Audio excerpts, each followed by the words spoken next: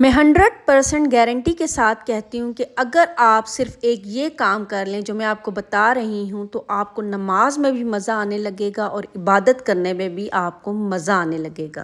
अस्सलाम वालेकुम रहमतुल्लाहि व बरकातुहू। क्या आपके साथ भी ऐसा होता है, आप नमाज़ पढ़ते हैं मगर दिल कहीं और होता है, ख़यालात इधर उधर भटकते हैं, नमाज में दिल नहीं लगता। तो मैं आज आपको एक ऐसा राज बताऊँगी जो आपकी नमाज को बदल देगा। हमारा नमाज में दिल इसलिए नहीं लगता कि हमारा दिल सख्त हो चुके, हमने अपने दिलों को सख्त कर लिए, इसलिए हमारा नमाज में दिल नहीं लगता, हमें नमाज में सुकून नहीं मिलता, हमें इबादत में सुकून नहीं मिलता। अगर आप चाहते हैं कि आप नमाज में दिल लगाएं तो अपनी नज़र की हिफाजत कीजिए।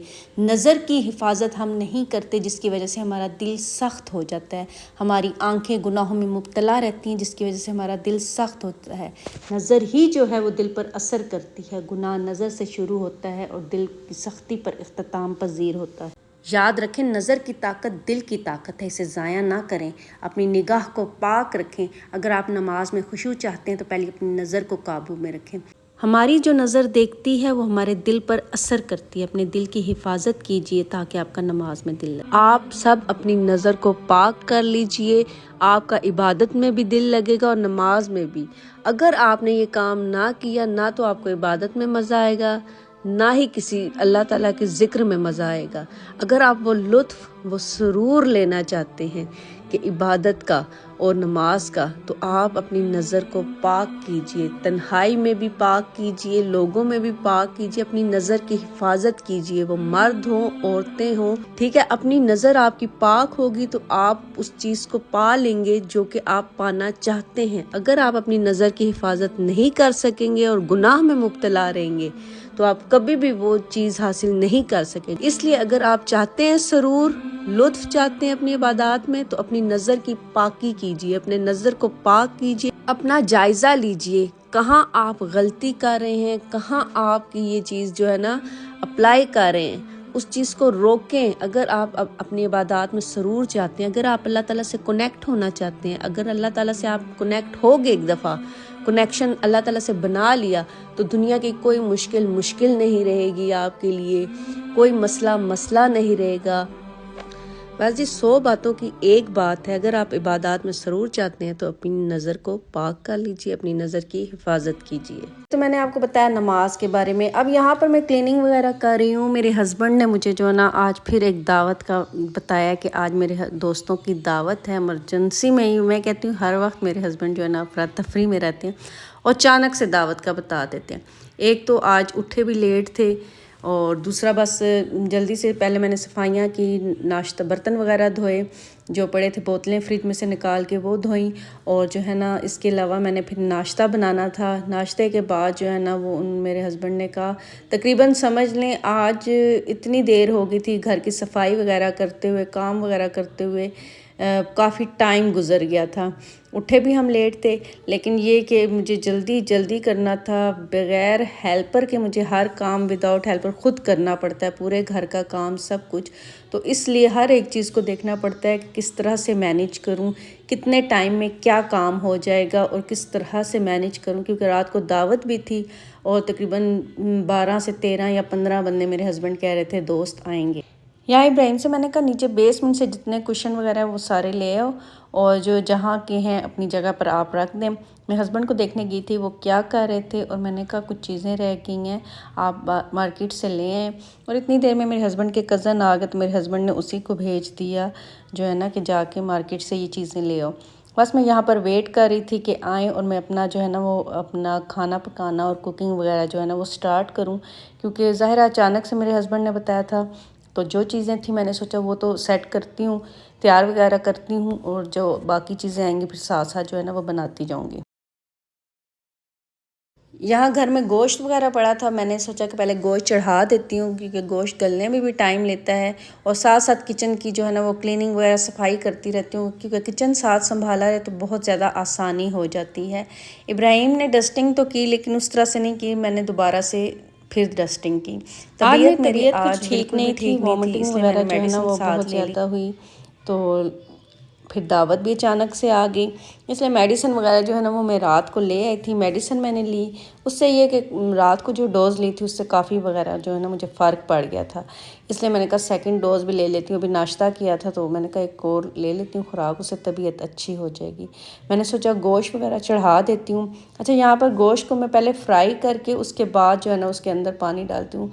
बाज़ का हर बंदे का अपना एक तरीक़ेकार होता है।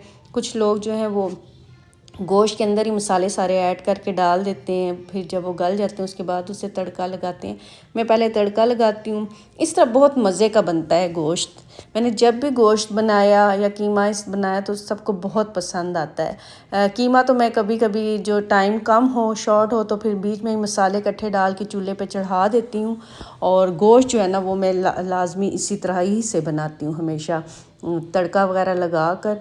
उसके बाद जो है ना वो मैं पकाती हूँ। पहले हल्का सा गोश्त को फ्राई करती हूँ, फिर उसमें टमाटर और मसाले वगैरह ऐड करके भून कर लास्ट में पानी डालकर जो है ना वो पकने के लिए रख देती हूँ। तो इस तरह बहुत टेस्टी बनता है। तो यहाँ पर गोश्त मैंने चढ़ा दिया, तो जब तक मैंने कहा चिकन आता है तो तब तक गोश्त गल जाएगा, पक जाएगा। बहरहाल मैं वेट कर रही थी चिकन का, लेकिन चिकन नहीं आया।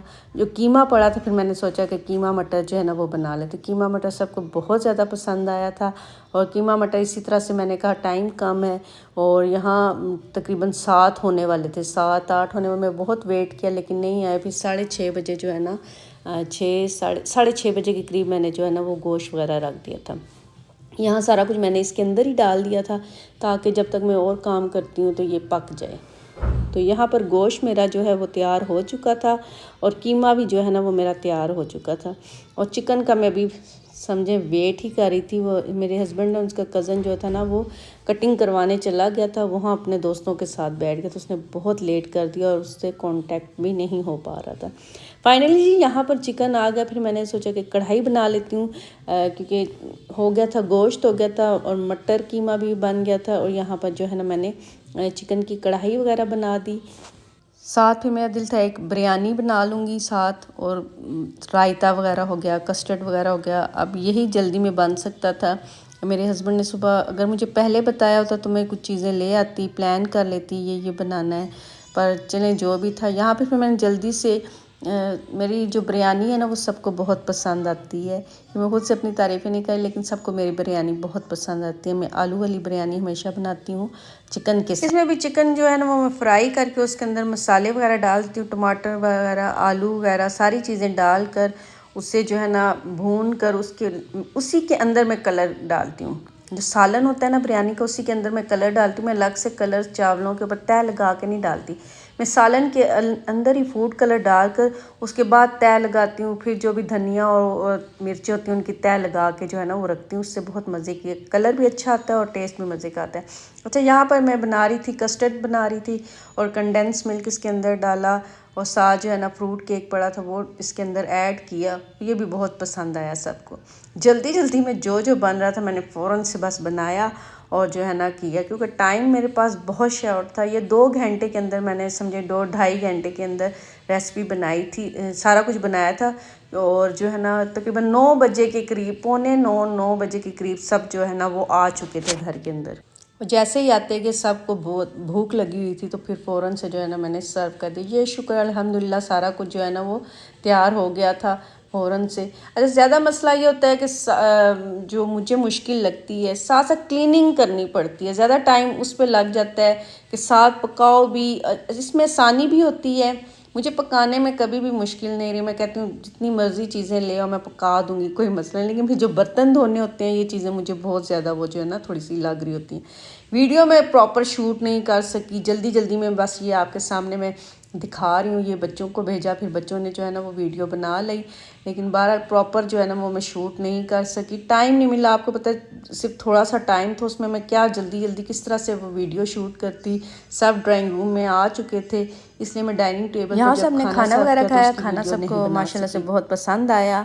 उसके बाद फिर जो है ना वो मैंने चाय बनाई, चाय साथ ही मैंने रख दी थी। वीडियो अच्छी लगी तो चैनल को लाइक किसी टाइम पता नहीं होता चली जाती है, तो हल्की आंच पे जो है ना वो चाय मैंने रख दी। मैंने कहा जब तक ये खाने से फारिग होते हैं तो फिर साथ ही जो है ना वो चाय सर्व कर दूँगी। तो चाय मैंने साथ ही रख दी थी, चाय मेरी तैयार थी।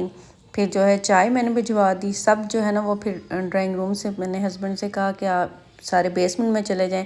फिर मैं डाइनिंग टेबल से उठा कर आहिस्ता आहिस्ता जो है ना वो बर्तन साथ साथ धोती रहूँगी, ताकि जो है ना वो आसानी हो जाएगी मेरे लिए। तो फिर जो है वो सारे बेसमेंट में चले गए थे, फिर मेरे चाय वहीं पर मैंने जो है ना वो भिजवा दी। ये सब नीचे बातें कर रहे थे और मैंने जो है ना बर्तन जल्दी से धो लिए, अपना काम मैंने ख़त्म किया। और जो है ना क्योंकि ज़ाहिर है ख़ुद ही धोने थे तो मैंने फ़ौरन से फिर अपना काम किया। मेरी कोशिश होती है काम जितनी जल्दी ख़त्म हो जाए, अगर पड़े फिर ज़्यादा ही वो टेंशन होती है कि चीज़ें पड़ी हैं इनको जल्दी से साफ़ करना है, हर एक चीज़ देखनी है। जिन बच्चों ने खाना नहीं खाया उनको खाना वगैरह दिया। और